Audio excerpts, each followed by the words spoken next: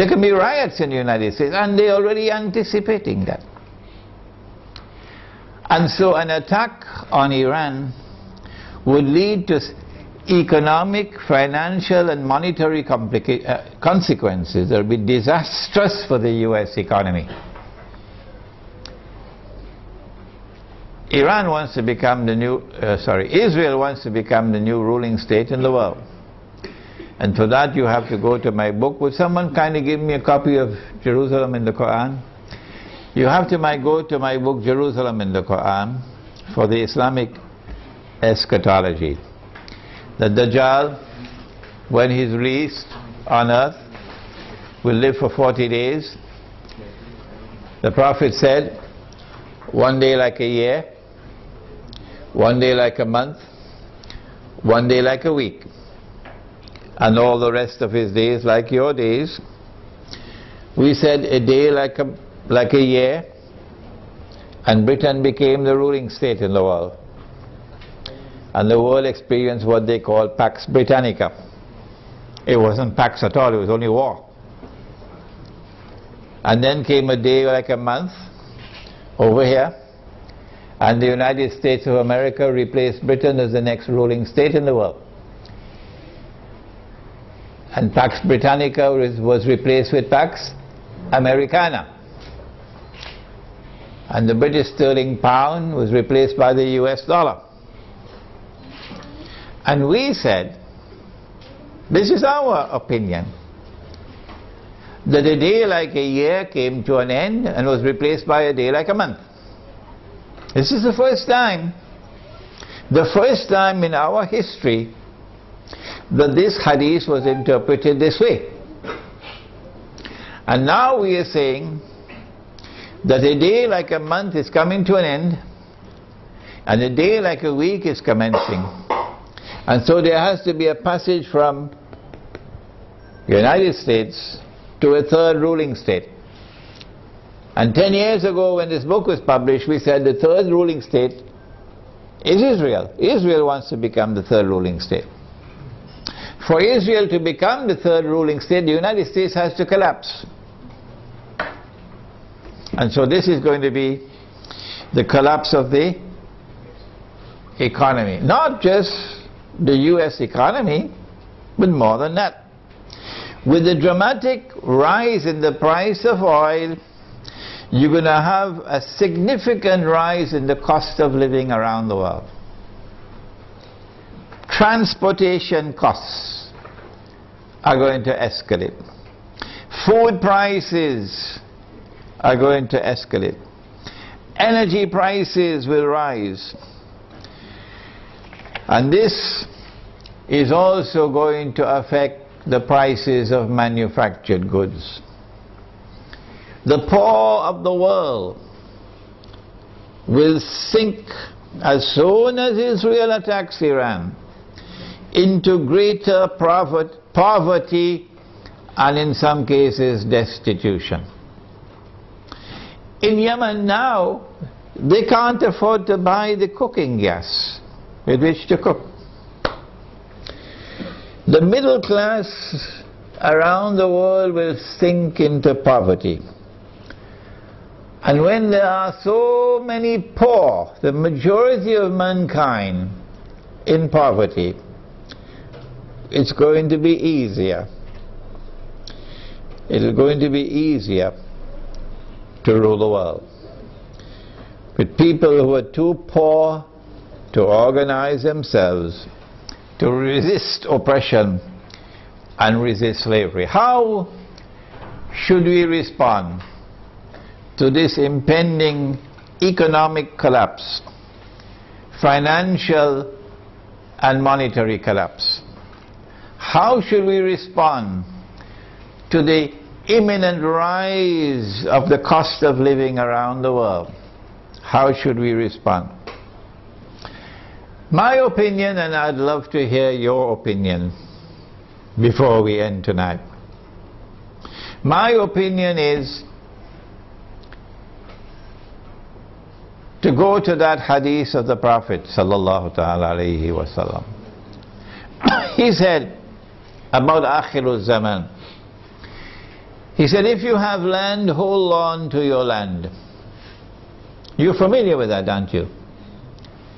And he said, if you have animals, hold on to your animals. And then a man asks, O Messenger of Allah, what about if we have neither land nor animals? He said, sharpen your sword. Of course, CNN is going to call him a terrorist now. He said, sharpen your sword. Because you're going to be dealing with chaos and anarchy and riots as people seek to survive by fighting each other for food. Where can we get land and animals to sustain ourselves in this impending collapse? The answer is certainly not in the cities.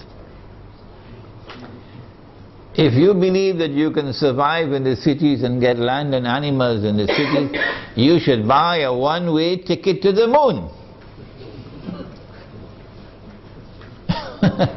And so Egypt, I'm talking to you tonight. In Pakistan, I'm talking to you tonight. Listen to me and get out of the cities. 20 million people in a city, 15 million people in a city. Who's going to feed them? Where are you going to get your food from? What's going to be the price of that food? Get out of the cities while still there is time. Go to the countryside. Go to where rain falls. Go to where there is water. And produce your own food. Dairy crops, food crops, dairy farming, milk and meat, so that you can survive the storm that is coming. Ensure there is water supply. Do not depend on oil for energy. Use natural energy. A bicycle is natural energy. Wind, solar energy, water energy. Number 2, live in small communities, because small communities can more easily sustain themselves without having to be dependent on supplies of food from outside the communities.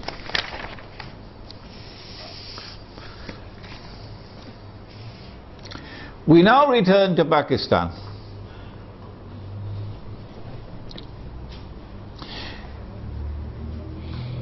An attack on Iran can be launched simultaneously with an attack on Pakistan.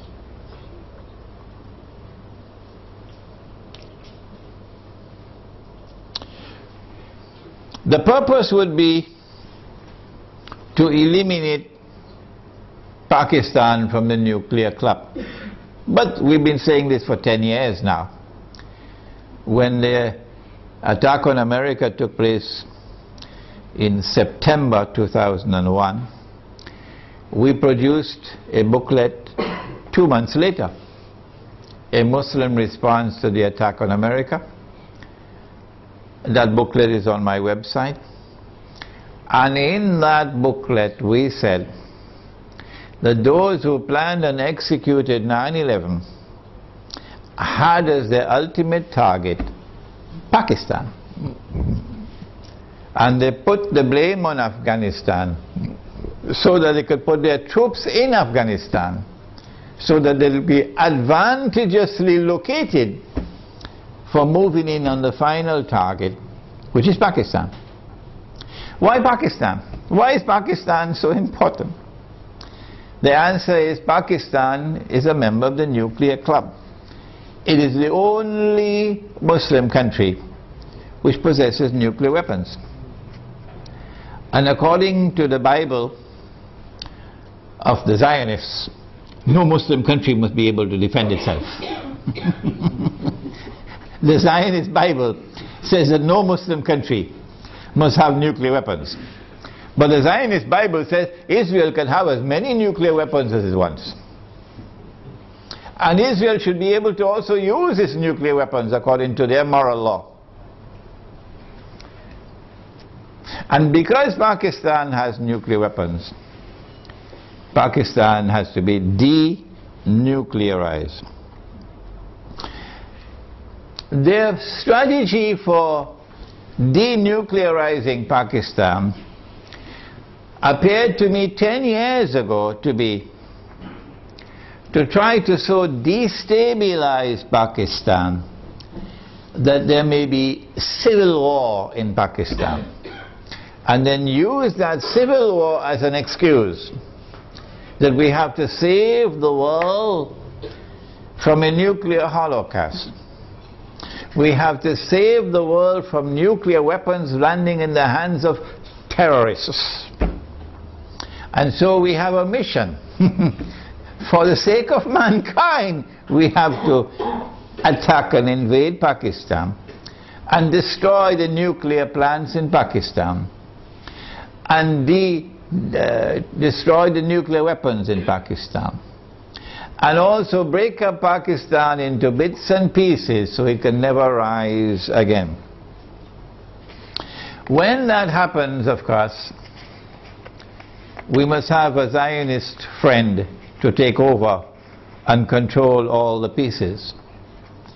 And it is time for Muslims around the world to recognize, including Muslims in Iran, that Israel's most strategic partner, most strategic ally in the world today, after the United States, is India, with Saudi Arabia neck and neck behind India.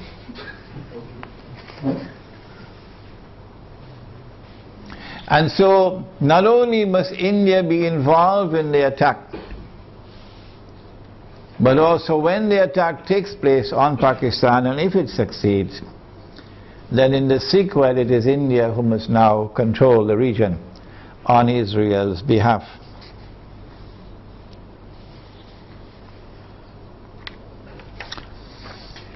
An attack on Pakistan, a successful attack on Pakistan, and the denuclearization of Pakistan and the breakup of Pakistan into bits and pieces will impact upon Muslims in the whole of that subcontinent in such a way as to bring about a state of demoralization and despair,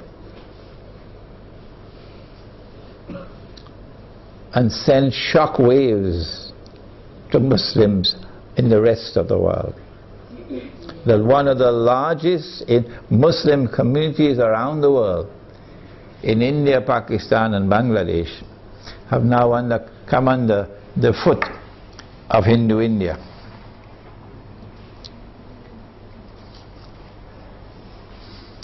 So India will rule the entire South Asia with NATO in control in Afghanistan. What should Pakistan do at a time like this late hour? Perhaps it's already too late for Pakistan to do anything, because those who have controlled Pakistan politically and those who have been in control of the Pakistan armed forces have distinguished themselves with their stupidity. And I have to use a harsh language. I'm so sorry to use this harsh language against them. Their awesome and monstrous stupidity these last 10 years since 9/11 in supporting war on terror, which is a euphemism for war on Islam, supporting NATO in their attack on Afghanistan, your innocent Muslim brothers in Afghanistan, and you supporting NATO, killing innocent people. But more than that, handing over the territory of Pakistan to the Zionists. Have you no shame? This is what you did for 10 years. That all the NATO supplies going to Afghanistan went to the territory of Pakistan.